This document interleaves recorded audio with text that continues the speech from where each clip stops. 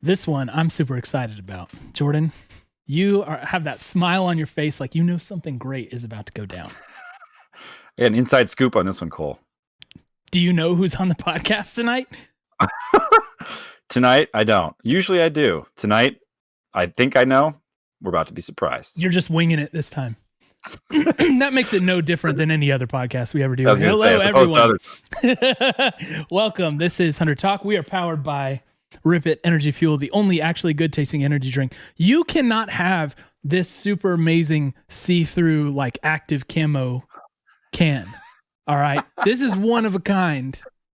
All right. This is just for the special people. But since you're special to us, you can still get free shipping on Stinger Mo this month. Stinger20 coupon code when you order. We have, like we alluded to, some super special guests. Way more special than Jordan is. Ooh, nice top pop, Jordan. Thank you. That came through crisp and clean. Way more special than Jordan is hinting. I mean, look, I didn't say that they're not special. I just said usually I have no idea what's going on this show. Well, let's tell you, and by extension our audience, what's going on tonight for the show. We're here to talk about everybody's absolute favorite, greatest in history amateur League of Legends team. That would be, of course, 100 Next. And to do so, you guys are used to this by now. Jordan and I are stupid enough that you don't actually want to hear much from us about it. So we brought on some resident experts. Let's go ahead and pull them up. Well, please welcome to 100 Talk, Raafaa and Hyper10sion. Fellas, what's up? Wow. Welcome to the show. Thank you guys for joining us. Thanks for having us. Yeah. Thank you. You just got a lot smarter in this overlay. Yeah, the IQ in here, the average IQ just doubled. Just from switching scenes in OBS. It's crazy. Yep. Sometimes it works like that. So let's do this first of all. You guys just want to talk about really quick who you are, what your involvement is with Upsurge and everything, and then we'll jump into talking about this team that we love so much that's going to save NA. So let's start with Raafaa. Raafaa, you want to go ahead? Sure. Yeah. Well, I'm Mark. People know me as Raafaa in the esports community for League of Legends amateur and semi-professional scenes. I've been commentating, or I started out as a commentator 2 years ago. In fact, one of the first people I met in the scene was Hyper. Cool. He found me back in an amateur league Discord server community called First Blood. So I don't know if anyone here in the 100 Talk Pod community knows about them, but they're the OG, they're the legit. And in fact, a lot of the amateur players that were playing in the Scouting Grounds past season came from that community. People, players like Kitsuo, Robbie Bob from Frostfire and Mirage, respectively. Heike Savage, also from Frostfire as well, and who's now playing in the collegiate scene in Harrisburg University. So I've just been around. I haven't been around as long as Hyper has, but I've been lucky to get to know a lot of the players on a more intimate relationship. So, and that's my favorite part about getting to know the amateur scene at this level. Excellent. Hyper10sion. Grant, what about you? All right, guys. My name is Grant Beard. I'm better known as the one and only Hyper10sion. I am the current head of all production at Upsurge Esports. I have been in the North American amateur scene for the better part of 4 years now. I have been a team manager, coach, player on a very low end of the scene because I'm not that good. Shoutcaster, producer, all that kind of stuff. I have been the head of production for 3 out of the 5 leagues that were part of the Scouting Ground circuit, being the Bloody Invitational Gaming League, Risen Esports, and Upsurge Esports. And overall, I love the scene, and I think that people, I love it when people actually watch it, give it, pay attention. Yeah. Well, it's deserving of the attention. I mean, like Grant specifically with the production that he does, he's the reason why it looks way better than like the LCS broadcast. if you watch his stuff, and he's like basically doing it all himself. It's super impressive. We of course love what you guys do. So yeah, we're here to talk about 100 Next, which is very near and dear to our hearts. As I said earlier, it's like our one hope to save NA and the future of 100 Thieves, maybe. So wanted to start off just by asking you guys, I mean, you guys were present.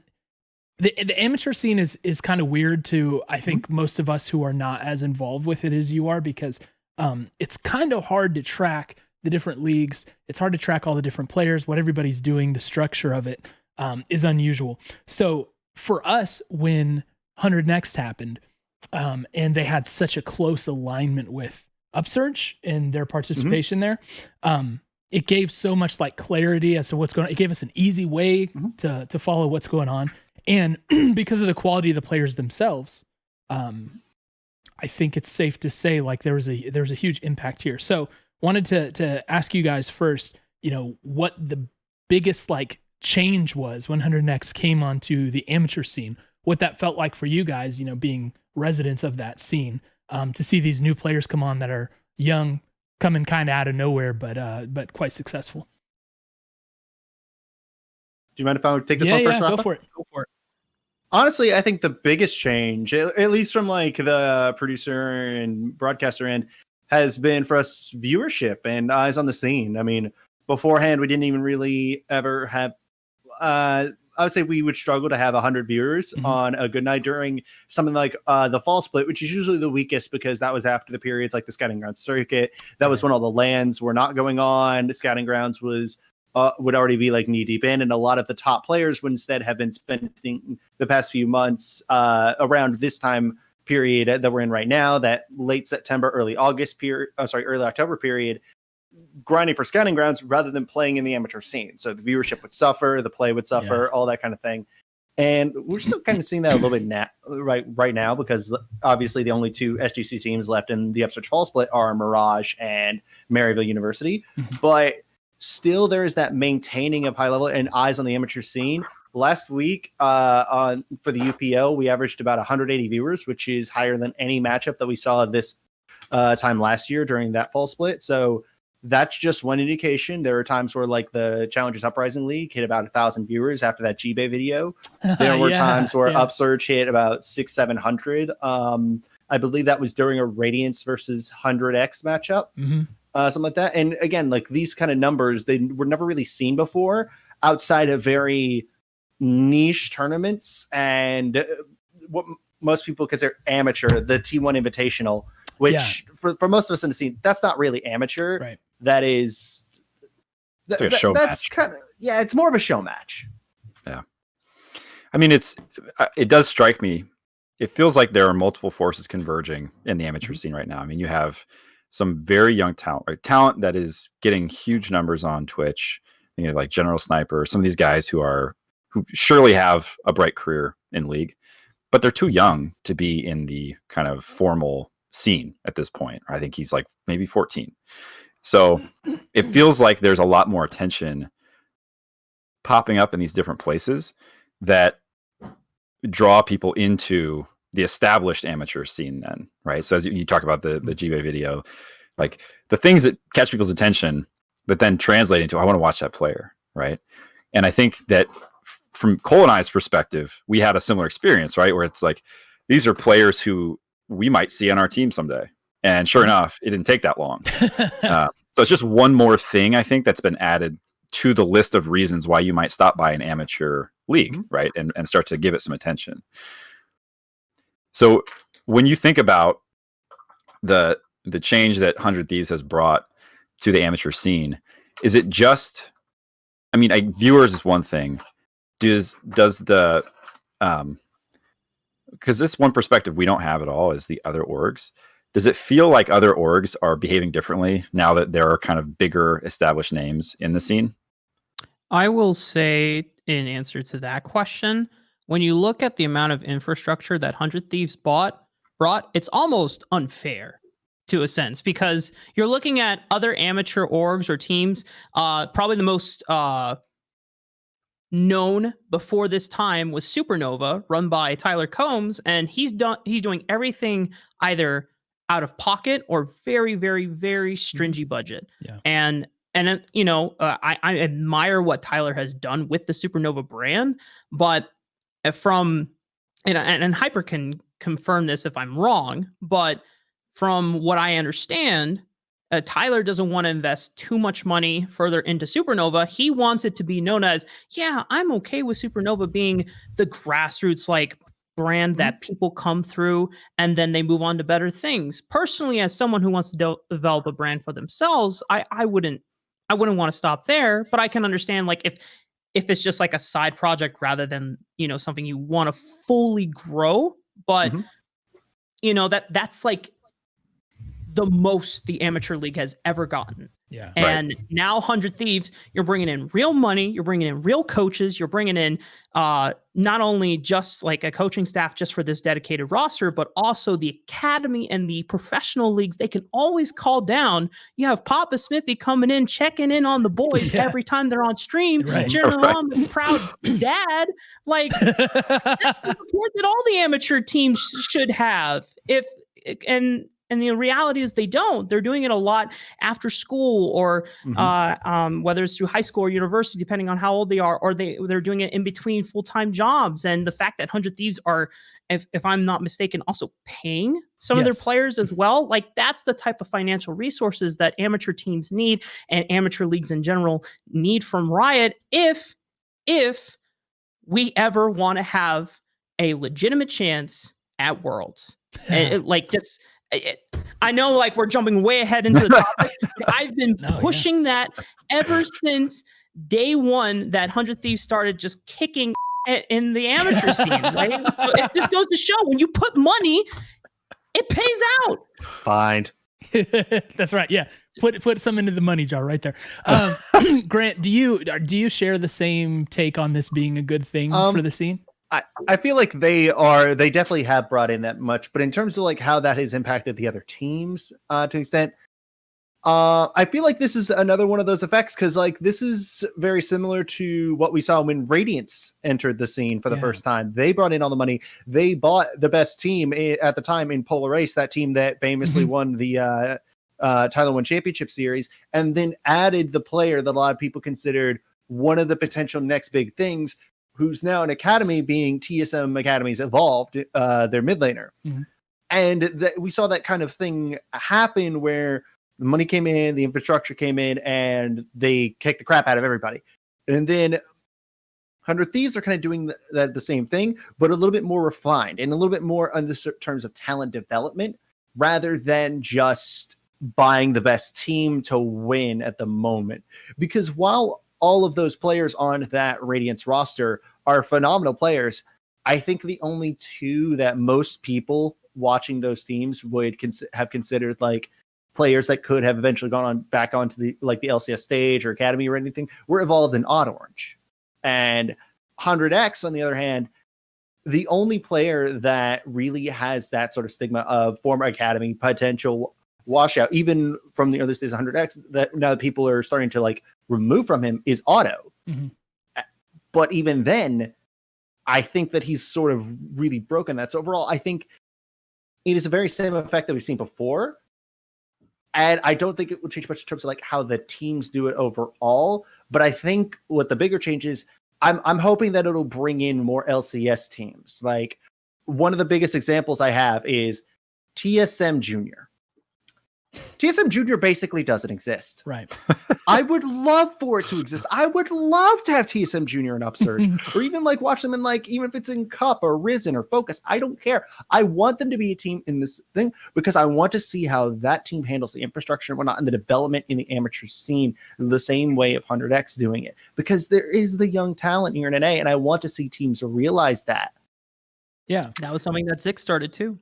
But back when he was on TSM, he started TSM Junior, but then he didn't have enough time to fully get it to take off. Papa Smithy brought him on. It's like, hey, what you got going over at TSM? It's like, oh yeah, you know what? We should invest in the amateur scene. Yeah, that's a pretty good idea. We should. Bam. Yeah. What do you think of 100 Junior? I don't know. Doesn't feel quite right. I think 100 Next was actually a brilliant naming strategy. Oh yeah. Agreed.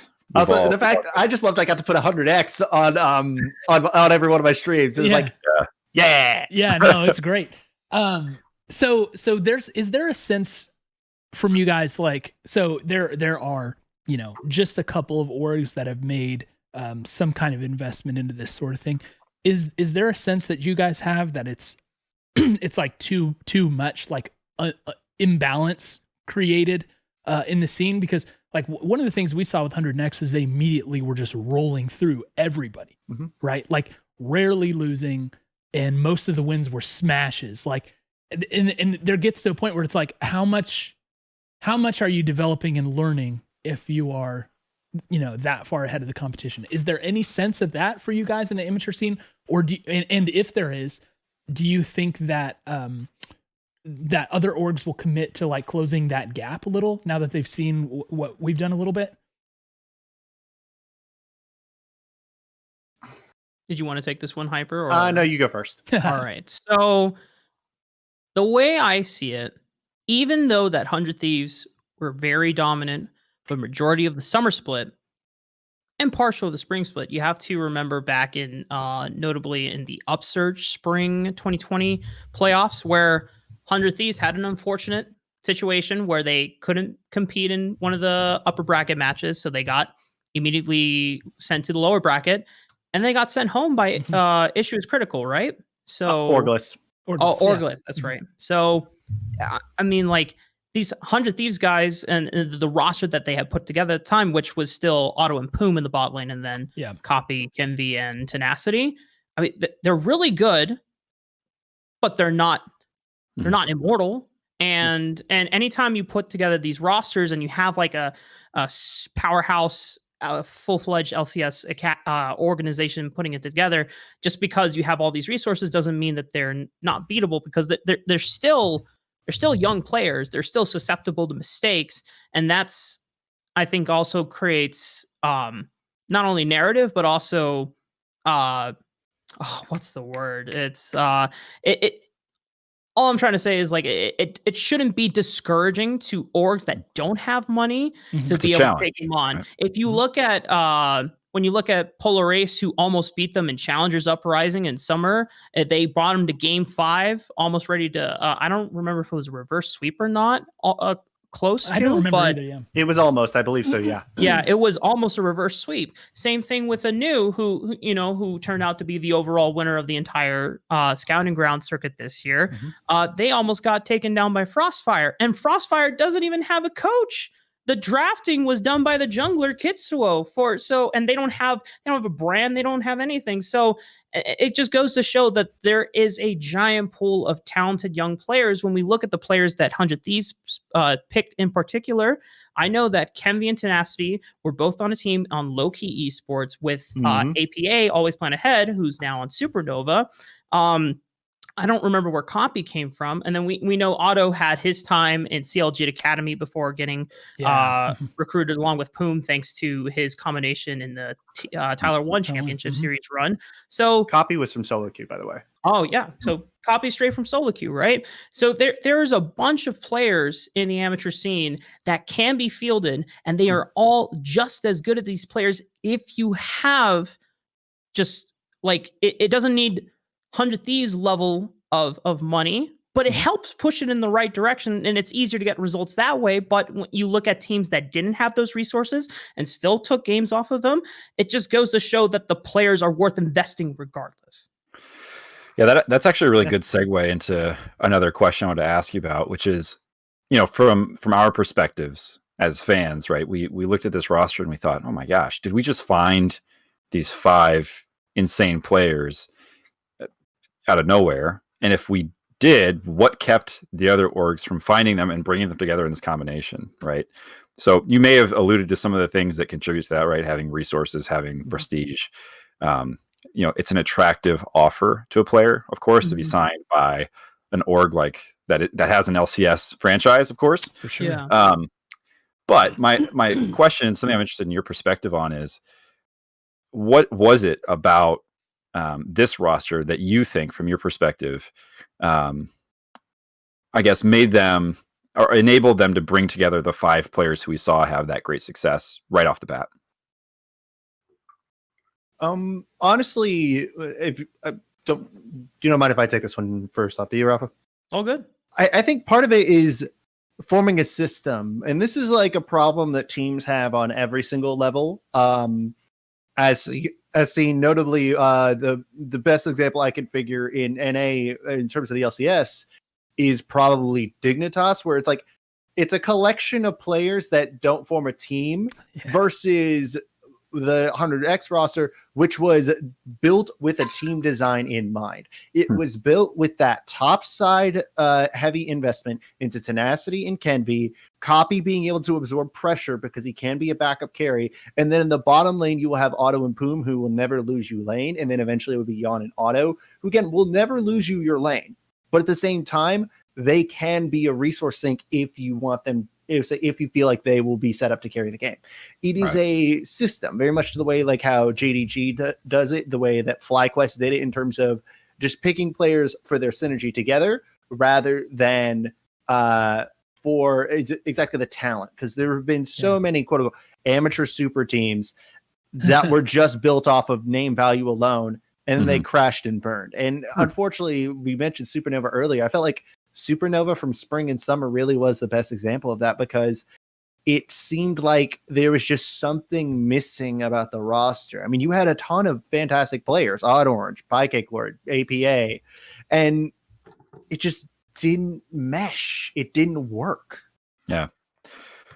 That's really interesting. It's a problem that you see, as you've mentioned, all the way through the, I mean, and I think it's a problem that spans regions, right? Like how many times have we seen another team in another region that is on paper absolutely dynamite and they just can't work together. So is it your sense that what do you think, as you've seen different amateur teams come and go, what is it about a team that either enables them to do that or not? Is there something that some teams just have or don't? Is it kind of the sophistication of the coaching staff, or do you have a sense for that? Management, I think. Best example I can think of this situation with terrible management was actually the last venture by an LCS team into North American Amateur, which was GGEA, Optic's third team back in 2018. This was probably before those times. So for those of you that don't know, GGEA was, again, Optic's third team. It had a collection of players with Rodov, Major Danger, Strumpist, Asta, and Abu, all of whom were really good players, all of whom who have played in Academy before. Asta is still playing for Dignitas Academy. However, that team, it seemed like the team seemed to always try and win off of their own mechanical skill rather than any sort of like team cohesion. And it was just, it felt kind of like 5 solo queue players playing together. So for that entire time, we talked, they were just constantly trounced by that legendary Polar Race roster that won TCS. And it was just tournament after tournament after tournament of them finishing second to Polar Race because of the fact that they just couldn't get past them. Also, terrible luck there, the fact that they always got placed on the same side of the bracket as Polar Ace. Every single semifinal that year was GGA versus Polar Ace, with Polar Ace stomping them. Nice. It's almost like 100 Thieves versus TSM in the playoffs. Can we just move on, please? Hey, stop. Yes. I don't want it anymore. Yeah. But yeah, it really does come down to the management. And like, not only that, again, the management being able to build a team, because at the same time, they're the ones who pick the players. Right. The players can be good. Yeah. But if they don't mesh, well, you don't get any of this. You don't get any synergy. We know what happens. Yeah, exactly. Yeah. Can we talk about EU Masters really quick? So far be it from me to give EU credit for anything. All right. I'm make no mistake, not a fan. But you know, when we're talking about solving this NA talent problem, the problem of putting together amateur teams, the problem of developing talent, there are several things which always come up, and one of them is the lack of a structure comparable to the master scene for EU. So we're clearly not there yet, right? Like, we don't have a comparable structure, and it's probably not really on the way soon. But it's a significant difference in our amateur scene and their amateur scene. What do you guys think can be done, if anything, to either mirror what they have or to solve the problem, you know, in some other way that, you know, we can actually have an active funnel from our amateur system into into academy and into LCS, because so far, like, you mentioned our short time. Jordan and I have only been following the league scene since 100 Thieves started, which was the beginning of 2018. We haven't really seen much of a funnel whatsoever until, this 100X thing, barring a couple other examples. But so what do you guys think can be done to like incorporate as much as we can from that? Or should we just do something altogether? Just interested for your thoughts on solving this issue and creating a funnel. Former team owner, this is all you. Oh yeah, Rex Regalis. I don't want to talk about it. It was, it was a good idea, and you know what? I don't regret it. It was a humbling experience to understand how hard it is to and helpless it can feel trying to manage a team when things happen and conflicts arise, and you're just like, is there anything I can do? And you just realize you can't. But it's a story for another time. Regarding ERLs, the thing is that Europe is massive. You have access to a player base, both EU West and EU East, so 2 different servers, and you have huge fan bases, huge player bases in all those countries: Spain, Portugal, England, France, Germany, Belgium. I mean, we can go on and play geography class right now, right? So that's why you can actually set up that infrastructure, because you have the same amount of support and amount of people, not only just players, but coaches, analysts, team owners, and then of course production and broadcast staff and on-air talent. A lot of the people that are coming in to the LPL started out in doing European Master casts, right? So that itself is a scene that is so unique that North America cannot replicate it unless, and this was something that I had a conversation with a couple of other buddies, I think that North America should team up with Latin America. Ooh. And make some type of regional amateur scene combined that can take that player base from Mexico, from Panama, all the way down, if you want to go extend it all the way down into the other Americas and South America too. Because there's a ton of South American players over in Peru, Argentina, Brazil, Uruguay. They don't want to play on the LAS server or the LAN server. If they want to prove themselves, they play on the North American server. And if you remember Quas back in the day, he used to live in Venezuela playing on 300 ping, and he got the Challenger. Like, that's unbelievable. Come on. So and I think Cloud9 was starting to extend some players. They got Jukes, who was an Academy top laner from Brazil. So that's something that NA could do to expand the pool and the talent pool and open up the competitive base, because I think that's one thing that plagues the North American solo queue ladder, is that there's just a culture that just doesn't care. And I don't know if it's, I don't really want to get involved with the politics and debate about if it's streamer culture, if it's their fault, meme city, whatever. But if you create a competitive infrastructure that you're able to combine with the people that work in the LLA and the CB LOL, and create some type of tier 2 professional scene that way, that could be really, really, really cool in upping the competitive nature of the whole Western scene or the Americas scene overall. And then just if you're trying to replicate what the ERLs are trying to do.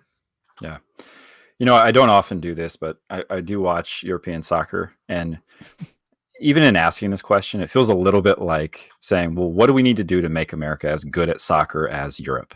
Right.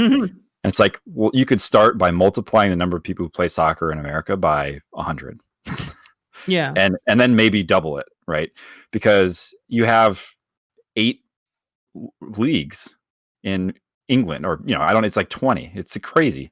But glory, Man United. Everybody's got their team. And that's the wrong team, but it's fine. It's what they call it, the pyramid, right? And I think for us, it's like a 2 or 3 layer pyramid on the best day. And I think you look at Europe, right? They have the player base. I like the way you framed that up. I think in a lot of ways, it's just a numbers game, and that's a hard one for anybody to solve, other than getting more people to just log in and play the game. Yeah. So. I think one great example of that kind of situation is if you look at the rookie class from last year for Europe, and even this year. If you look specifically at last year's rookie class for Europe, you had Selfmade, Nemesis, Abaddage, Humanoid, just as off the top of my head. Those are just 4 of the names. Then you also had people like Crownshot join. You had people just joining in and becoming stars almost instantly, just because of the fact that there were that many of them that are that damn good. And even this year, you had the entire team of rookies in the Mad Lions. You could never do that in NA with the way that the culture and everything works around here. I'm a prophet. I feel like trying to copy ERL is a mistake in of itself. Yeah. If anything, I always feel like one thing that ERL does do well is that there's a certain there's almost no divide between what would be considered tier 3 and tier 2. Mm-hmm. It is all under the collective European regional leagues. You still have teams that are absolutely tier 2, something like Fnatic Rising, something like everyone else. I would say all those other teams in let's say in the ERL that are the academy teams of the LEC teams. Whereas in NA, there is that very clear separation and divide. You never see like official matches between, say, like Supernova and like 100 Thieves Academy. Yeah. Whereas in Europe, you see that all the time. And I feel like that constant competition actually does help the scene be more conducive to itself. I would like to see something like that, but I know with like the current structure, that's unrealistic. Yeah. So am I hearing you right that the idea is like to cross the streams a little bit more often? To kind of create those chemical reactions. I know that it's a bad idea now because of the atmosphere, but one idea I was talking with someone a little bit ago, about a year and a half ago, was that an academy that was instead 20 teams. You have a play-in tournament for the top teams at amateur, and of those, we'd only probably see maybe one collegiate team, being someone like Maryville. The rest would be the League rosters that could stay together for an extended period of time. And being academy, you wouldn't need to invest like the huge franchising fee or anything. You wouldn't need to have that like massive fan investment to keep it running. This is all about development of talent. It's the similar way to all those teams in Europe work. But again, with franchising model and everything, that is completely unrealistic. Yeah. Mm-hmm.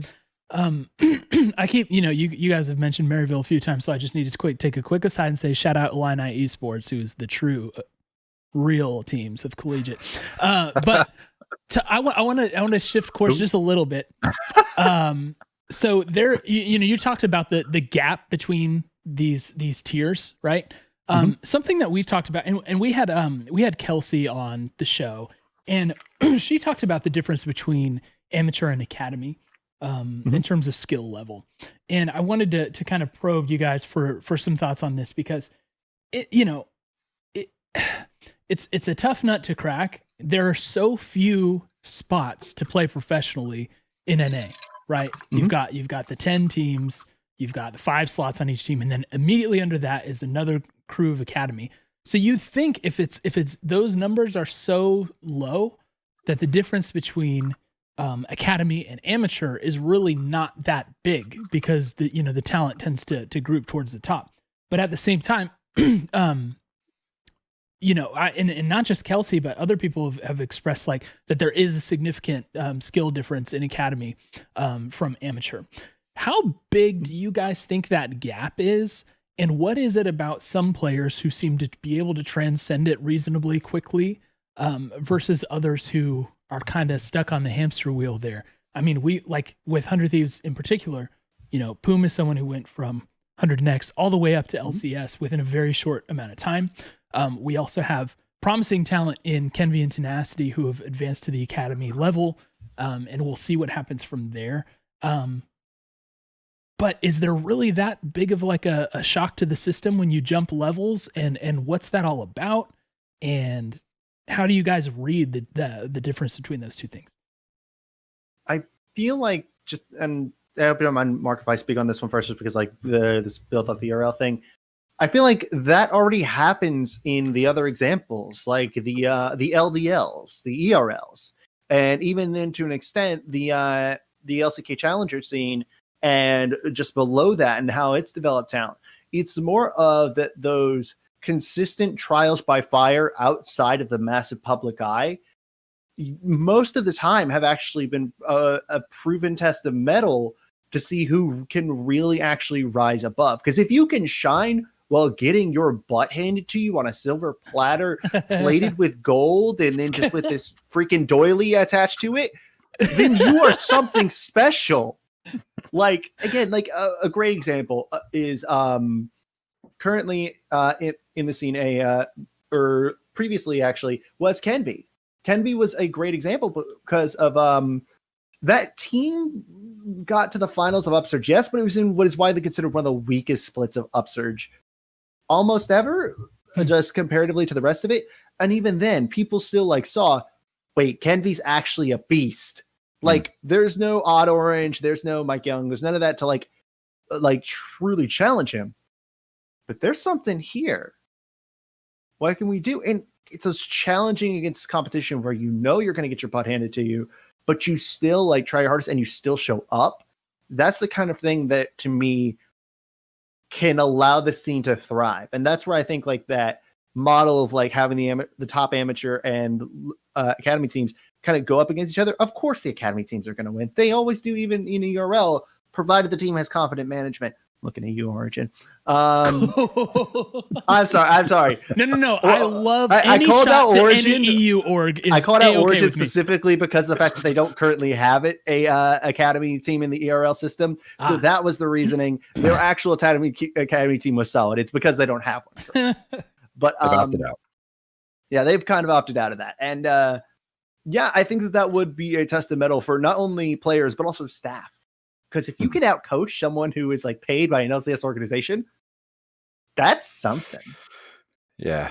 It also comes down to something that it's hard to capture in stats and numbers, which is why when you talk to when we had Veteran on our analyst desk for challengers, and we got to like pick his brain a little and ask him, so like how do you identify like the next players, like the next gods, the nemesis, the caps, you know, how do you do that? Which, by the way, for those who are interested in the European scene, check out Magic Felix. He's the next like European mid lane god. He's going to we're gonna talk about this later. But the thing is that there's something that just a way that the player has a fundamental awareness about the game that you cannot teach. It is something that they just need to be able to already have innate. And I genuinely think that's why Poom got boosted so rapidly, because not only he's someone that has only played League of Legends for such a short amount of time compared to everyone else, but he just understands the game on a level. Yeah, you know, the results in the higher up don't speak for now communication, and macro play, and being able to, you know, work with the team. That's something that can be coached and taught. But that's really the difference, is you have players who, and it's not just about mechanics. It's everything, you know, just being able to know where to be at what point in time. And that's why it's so hard to capture that in stats. Like, what are you going to call that? Like, the number of times that he was in the right spot at the right time. Like, how do you quantify that, right? And it's also subjective, because you would have to really dig deep into the game on an analytical level and think, okay, you know, was this actually the right place you needed to be, or did they just get lucky because the enemy team like played poorly, right? So there's something about those players that they're just doing something right that other players aren't, and that will just allow you to dominate solo queue ladders and the top of amateur teams that don't have the coordination that higher level teams need. once you get past that point, because then once you get into academy, that's when it starts like, all right, everyone's got the fundamentals. Everyone's, kind of your good level. Now this is where you need to start working on communication, team skills, being able to recognize and communicate how much resources you need. What's the state of your lane? Like, are you in a losing matchup? Are you getting pushed out? Are you getting frozen on? Right. And there's a lot of times that because these are young kids and they're spending all day playing on a computer, they don't build social skills to communicate what they need, right? I think that's the biggest thing that plagues these young players. They just don't know how to talk to each other. And they're like either super nervous and shy, or they get really emotional and they just kind of keep it to themselves, and then they just explode. And then I honestly think that's why Dardoch burned out so many times, because he's someone who's just never early on figured out how to communicate to people. Well, we're 100 Thieves fans, so we wouldn't know anything about people having problems like that. But, interestingly enough, just throwing that out there. I mean, when we had Kelsey on the show, she said, almost exactly the same thing that you're saying about Poom's game sense, and that being the primary reason that they were able to advance him so quickly was, he, for whatever reason, even playing for that short amount of time, he had that, which is the harder thing to teach, right? Mm-hmm. There's hands, then there's like macro stuff, but then there's also like game feel, and that's a thing that can typically only come from experience. So I know she would grade you very highly on that explanation that you just taught. I'll say, as a wise man once said, you can teach mechanics, you can educate a player's intelligence, but you can't teach talent. Well, it's Coach Wooden, right? I don't remember, honestly. I might have been paraphrasing just a bit. Yeah. This is the NCAA basketball podcast. Welcome. That's right. I gotta go back. I've been thinking more about Hyper, what you're saying about this idea of expanding academy.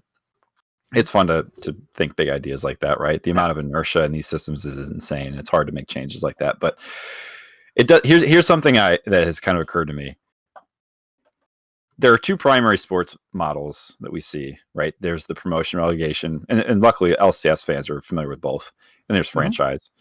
And I think more and more American esports leagues want to move towards franchise, and you see the CDL doing it, Overwatch League. Poorly. Yeah, exactly. But it comes with its, if you're a developer, you love it because it's guaranteed cash in your pocket. If you're an org, I think there are other risks to that. But one of the things I've been thinking about since you said that is if you look at American traditional sports teams, one of the things they all have is a highly developed farm system, right? Even if you're talking about MLS, right? One of the youngest they're still actively franchising. They're very actively expanding. Cole knows this. His city just got one. So even they have soccer. And academy, I myself was signed as a kid. No, and Cole is in the soccer academy now for the 30+ team. So that's great. Did he say city as in did he said city? Is this the city I'm thinking of? This is Nashville, so I don't know what city you're thinking of. Okay. When you said like city leagues, I was thinking like, wait a sec. Yeah. Oh yeah. No, yeah. So, but the point I'm getting to here is, I think this is my hope. When you talk about 100x, right? I want the other orgs to look at this and say, this is actually horrible for us. 100 Thieves are signing all of this incredibly promising talent. They've got Kenvi, Tenacity, Poom. They're filling up their academy squad. Right. And even if you look at that, if let's say you're Jack and you look at that and you say, yeah, my academy's fine. I'm not worried about it. One of the times you're going to look at that player and you think, crap, they got us. Right. They beat us to that guy and they had first signing rights. He was on their academy squad. They got to make him the offer and then they got to counter anything we offered him. So they're at a disadvantage. I really hope that alone is enough to encourage and convince some of these other teams to enter the fray and to start. You cannot let yourself, if you are in a franchise, you cannot let yourself be out farmed, right? I think there is a little bit to it also. I feel like scouting grounds itself needs to matter a little bit more than it does, particularly the draft. Out of that draft, I mean, the first overall pick didn't even go to the team who picked him. He was going to TSM from day one before the tournament even started. I would say most likely. I can't say for myself, but like just because of the fact that like TSM held their own scouting grants beforehand and whatnot.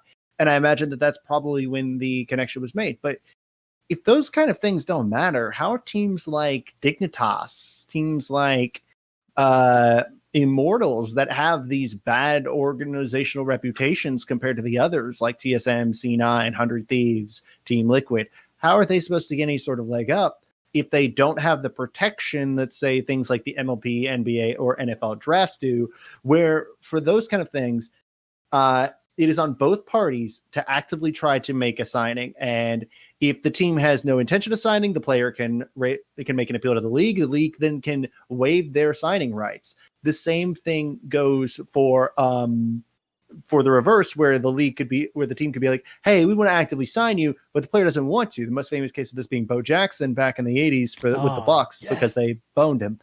Roll Tide, by the way. And yeah, I feel like there's an extent to which that works and doesn't work in league. The way it didn't work, obviously, the Evolved example I just gave, but also on the other end, Value kind of getting held by Team Liquid, if the rumors are to be believed, back in the day when he got selected.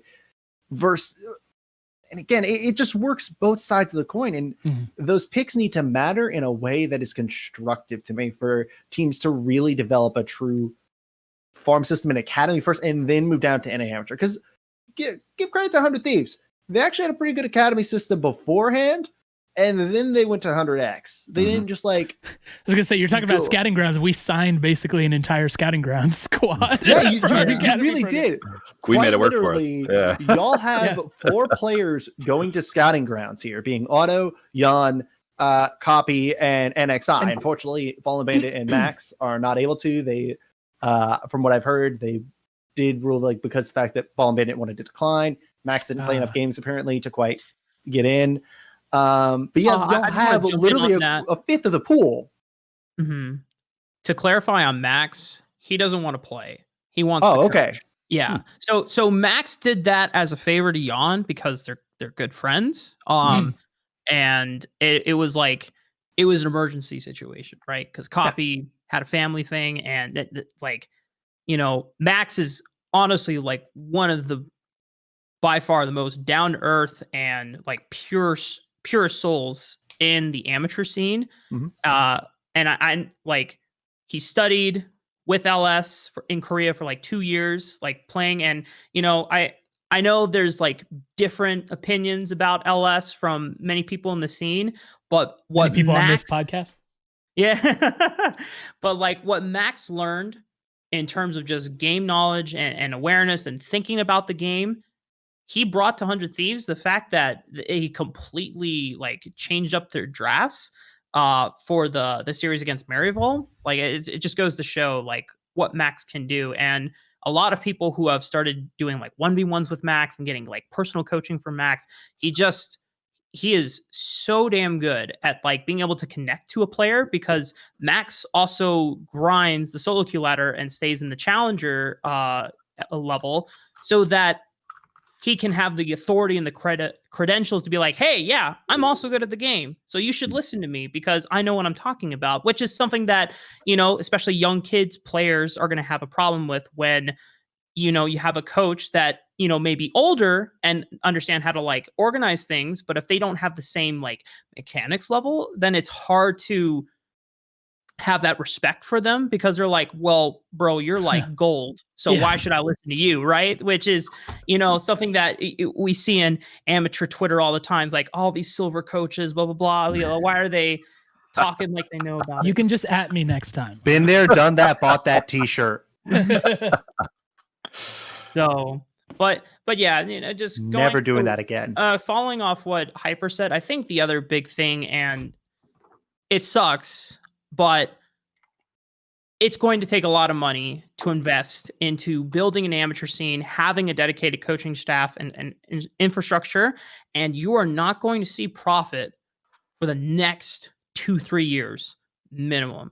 And that is just a reality that I'm probably betting that most LCS orgs don't want to take right now, because they rather focus their resources on trying to get wins right now. And for them, that strategy is either getting the best NA players available, and then if they can't, they go look at Europe. Yep, they go look at Korea. They go look at China. Like, they look for imports, and and it breaks my heart, but it just goes to show how much pressure and stress is at the upper levels that we just don't know about because we're not in their shoes. It's hard to even try and get through the door and tell them, hey, look at these amateur players. Are like, yeah, but are they going to win me an LCS title this year? No. All right, then I don't care. Yeah. So, are they going to get me to Worlds? And that's one thing. I think the end goal should be Worlds. I think titles are nice. Titles are good for your trophy case, but we take one. The goal is for North America to finally win the World Championship. That is the end goal. And I think any team not looking to that end goal is contributing more to the problem as opposed to being a solution. Yeah. Because, again, like Raafaa said, I hate the current way that certain teams approach importing.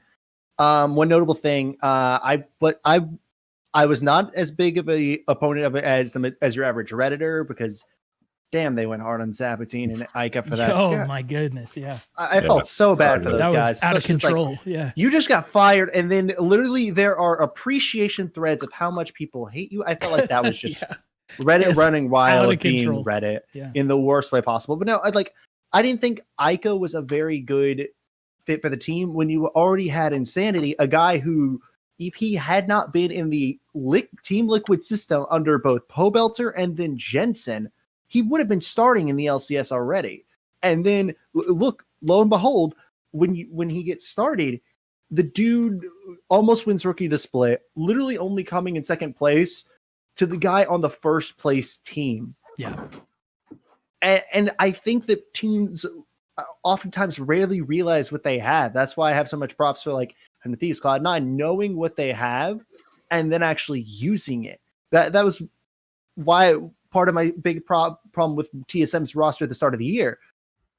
You imported Kabe and brought in Dardoch when in reality, in the palm of your hands, you had two of the best 80 carry prospects to come out of NA for the next 2 years at least, and one of the best jungler prospects to come out who would be such a perfect fit for your team in the system that you're trying to run. But they instead went after Dardoch and Kabe when I think TSM had their answer sitting in front of them the entire time in Spica and either Tactical or Johnson, depending on which way you wanted to play. Yes, they won a title in summer, but I don't think that excuses the fact that that is not the roster you started with in spring. That is only, I'll say that is 3/5 of the roster. And even then, you changed one of the duos, so you may as well consider Bio to be changed as well because of his laning partner. And then you changed the jungle, literally the most widespread position. You literally changed the two positions that probably impact the most there. Yeah. LCS rosters, man, it's a puzzle. I don't envy the people who are having to make decisions on that, because we've been through some roster shakeups too. And speaking of rosters, let's do this. Let's make this the last set of questions we do tonight. So I'm gonna look at the 3 guys that we've moved up, right, and ask you guys. So out of Tenacity, Kenvi, and Poom, and I'll start with you, Raafaa. Who do you think out of those 3 is most likely to have the highest trajectory, the longest career tenure in LCS? If you had to bet on one of those dudes to have the longest career and most successful career, who would it be?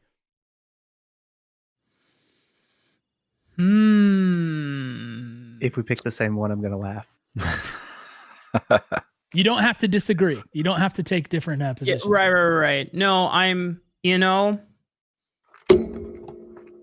considering. I think age plays a little bit into it. Not saying that once players get into their mid-late 20s, they can't play just as well. I mean, look at how well Xmithy was able to hold up past 25. And right? look how good I am at 30 plus.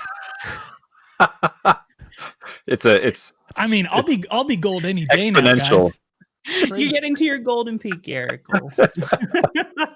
But considering the landscape of LCS right now, I think Tenacity has something about him that makes him a dynamic player. And this is hard because I think both he and Kenvi have come both from similar backgrounds where they started in some type of like amateur league Discord, and they would play in houses and then just level up. I used to know Kenvi back when his alternate IGN was called Blackpink Jisoo, which is his favorite K-pop artist. You're kidding me. Oh, can't escape it. Yeah, he can't escape it. Back on Revolution Gaming, baby. But he they've gone through changes. They've leveled up, and I think it's just a player's drive. And when you look at both them, they're still like Tenacity or Milan is 17.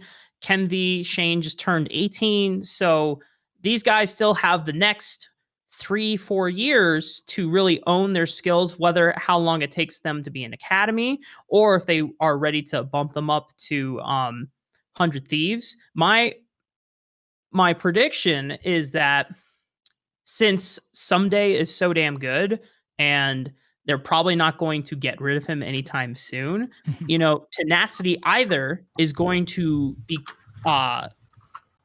be patient and wait in 100 Thieves Academy and continue practicing there, or one of the lower LCS teams who's ready to kick out one of their older top laners, look at Tenacity and be like, all right, how do you, what do you think about, taking it to the next level? And Tenacity is someone who, I mean, if you've seen his solo queue streams, he's constantly shit talk.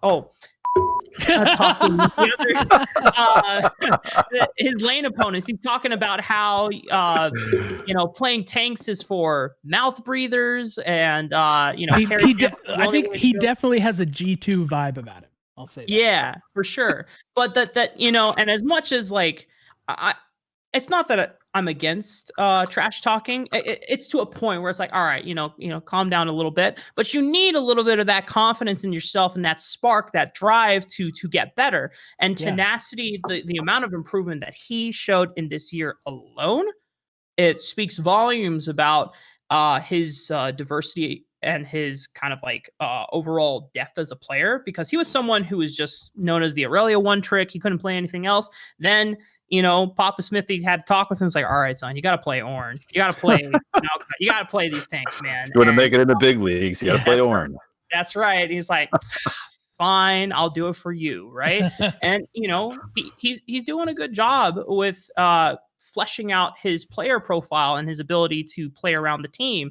And if that's something that he continues doing, then I think he will be able to adapt as top lane is just one of those roles where people think that it's like just an island, and maybe people would think that jungle would be the more dynamic role, but I think top laners don't get enough respect and credit for their ability to just be self-sufficient, because a lot of the times in compositions and playstyles and team identities, either you're getting a lot of resources or you're getting nothing at all. And if you can withstand that, just look at Impact. I mean, this guy, he's from Korea, but like he is an example of like how someone can be going from originally a carry top laner for SKT back in 2013 to now just like, I will do whatever the team needs me to do. Yeah. All right, Grant. Yeah. What is your thoughts? Do you agree with this take, or do you have another person you're betting on long term? I do think that it is interesting that he picked the one player that chat wasn't spamming, but overall, I do have to agree with chat to an extent, purely because like when I looked at the team, there's very rarely, say again, I've been an amateur for about 4 years now, and there's very rarely that situation where you just see a player that has kind of an it factor, that where regardless of whether they're winning or losing, regardless of how the team is doing, they just jump off the screen at you like, wow, what the hell is this guy? Mm-hmm. And to me, that's Kenvi. Kenvi is the kind of guy, like, especially because like any junglers, that talent pool is, say, in terms of it, I'm going to make a controversial say. It might not be so controversial, but it's kind of like a state of the scene. I know many, many high elo junglers who have a lot of attitude problems, and it's kept them out of things like the LCS or the higher levels. I can name 3 off the top of my head. Not even naming any of these. I can just name 3 off the top of my head who should be in Academy or LCS right now. Not even like big streamers. I'm not talking about people like Tarzan or whatnot. No, I'm talking about like guys who are currently in like NA that should have been at that next level by now, but their own greatest enemy has been themselves. And that's one thing I've never seen with Kenvi. All I have heard about the guy is that he is just a wonder to have in the team. And he's got those top level mechanics and game sense. He just has all of those tools. Like whenever I look into a player, like in terms of like someone who like does a lot of like the scouting kind of things, I've read things for scouting kind of circuit and whatnot. Whenever I look at it, attitude is always something I point out because it is so pivotal to a team environment. And when you have that rare mix of mechanics and attitude, I just see Kenvi as one of those complete package players, kind of in the same vein as Blabber. Now, do I think am I saying like, oh, Kenvi's the next Blabber? Not, no, I'm not putting that kind of label on him because I think he's his own player. But there is a reason that the guy got nicknamed the Terminator in the games, and then he still is like talked about as like one of the best guys at amateur. Yeah. I love that kind of situation because those kind of people that are willing to be that selfless player, and then when the team is built to like have him carry, he can. Those are the guys that to me have those longest careers. One great example of this to me is Xmithy, who Xmithy has never been a guy with top tier mechanics. That's just not been his thing. Instead, he has been what his team needs to be in every single team he has ever been on. And as a result, he's one of the longest tenured players in the LCS and one of the oldest, I believe, actually the oldest League of Legends player in the world at the professional level. So when I see those two mixed, the actual mechanics and the attitude, that just screams longevity and it factor to me. Nice. All right. So we're going to take this and we're going to move it down to the 100 next level. Now, NXI is not officially signed to 100 next, so we'll kind of strike him. And then we all know otherwise Fallen Bandit, get you a coach who can do both. We'll write him off too. So that leaves Copy, Yun, and Otto. So of those 3 guys, who would you say is most likely to be the next one to make the leap up, whether it's for 100 Thieves or another team? Do you want to go back to Mark for this one? Yeah, I think for this one, it all depends on whether Osama or Otto wants to stay as, because there's a reason why he was asked to come to this amateur team is because he's the one that has all the experience. I mean, Fallen Bandit, will be your coach, but you still need an in-game leader that is going to tell you, just based on his experience. When Fallen Bandit's not playing, yes. Right, when Fallen Bandit is not playing, right. So, but you need someone that has that. And that's why Anu had Mike Young. Mike Young, once he and Five Fire got on the same page, that roster completely transformed themselves. I mean, we thought that they were supposed to be a dynamite team, but they looked like garbage at the beginning just because Mike Young wants to invade, but Five Fire is, firing his lane, and the rest of the map is not set up to support Mike Young and what he wants to do. So you always need someone that has been at the top or has been at that higher level in that roster. So unless, Otto says, you know what, I don't want to do that anymore, I want to go back to Academy, then, he's going to stay. So and then considering that Jan just got brought on this summer and he still has consistency problems, he has great moments. He has great moments where resources get fed to him, or he survives laning phase, and then he is just a reliable carry. But then there are other times where he chokes. It's okay. He's young. He's got time to learn. But I think if you're going to move someone from that roster, then it's got to be Copy, because he's had the longest time on that roster. He's had the most time with the coaches and the staff. that's probably the next one that they would want to move up. And I mean, I don't know what 100 Thieves are going to be doing for their entire three rosters, but if we're looking at like potentially who's going to go out, I think you guys mentioned this before. Ryoma is probably not staying with this roster. Right. So that means either Soligo is going to get bumped up, right? Or Copy is going to be brought onto the academy. And then whether it's going to be him and Soligo splitting the spot, the roster, or I mean, I don't think Copy would be brought all the way up to LCS that fast, but I think Copy could definitely be brought up to Academy for 100 Thieves if they keep him. If not, I genuinely think that any other LCS Academy team that wants to have a young NA player, they should look at him. And Grant, for the block, do you agree?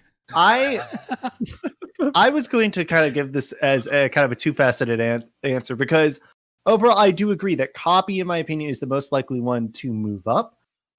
But I feel like Yon has the highest ceiling. Therefore, I feel like of the three players, like no offense to Copy or Otto, I just feel like the one thing that I was talking to somebody about at the start of the year is I was noticing a major lack of young AD carry talent in NA. And we've had several emerge since then, namely being Yon and Asilian. But the fact that he managed to come in, that not only as young as he is, but the fact is just like be injected into a team in the way that he has, and then not only show up, but show off and actually show that he can put the team on his back. A lot of the tail end of SGC, the team lived and died by how Yon was able to play in the team fights. And I do like Copy is the most academy ready. He topped the Scouting Grounds leaderboard last year. That's one of the reasons I picked him up. He, in my opinion, is like the most complete mid going in terms of, I think that he needs the least coaching to hit a next level, so to speak. But at the same time, Yon has that factor of where I feel like we're not done seeing what he can develop into. But at the same time, I feel like that's why a team, I think, would go for him first, almost. Like, because that's what, as I was saying before, the picks don't really matter when it comes to Scouting Grounds. It's all about who you're talking to before and after the event, and what team you're going to. Yeah. Because I mean, it's just at the end of the day, none of the picks from like last year have really been tied together. I think the only player that actually went to a team that picked them was Fnatic. But with that, I think if someone gave Yon the right offer, I mean, you can't really get much more challenging competition to sort of mold you against, at least in comparison, than Academy versus what you would have in Amateur, where your next best competition is going to be Value and Indie Bendy versus people like, King, Tomo, guys like that, guys like Keith, who has been like the gatekeeper of Academy for a while now, where it's like, if you're better than him, you might be ready for LCS. Kind of thing. All right. Well, everyone, this is wisdom straight from the source. All right. We try and get smarter people than us on here all the time. We delivered on that tonight. These dudes have delivered on that. Raafaa, Hypertension, Mark, Grant, thank you for being here tonight with us. This was really fun. We're going to have to do this again. We're going to have to have a meeting of your minds and our audience another time in the future. We're just the matchmakers on that one. We'll do what we can. Raafaa, you want to shout out where everybody can follow you? Oh yeah, sure. I've actually rebranded all my social media to @RaafaaCast. That's like everywhere. So if you're on Twitter, Twitch, YouTube, and Instagram, I'm at RaafaaCast. It's up there. It's up there. Oh yeah, I'm up there. And Grant, you? And you can find me on Twitter at Hypertension_. Unfortunately, Hypertension is taken and I can't get the dang account. But you can also watch the streams that I produce every Tuesday on Upsurge Esports. I will be actually even tomorrow showing a New Dawn versus Maryville University, a team on San Diego UPL tomorrow at 8:00 Eastern. And fantastic. I'm telling you, I was telling you the truth. He is sick with it. So tune in, be delighted. Everybody, thanks for being here with us tonight. We love 100 Next and hope that everything is they're just gonna save NA, man. I'm gonna say it again. They will be the saviors. We gotta believe. We gotta have faith. Enjoy watching Worlds. Enjoy watching Upsurge. Enjoy watching Upsurge. And drink your Rippets. And we love you and we miss you already.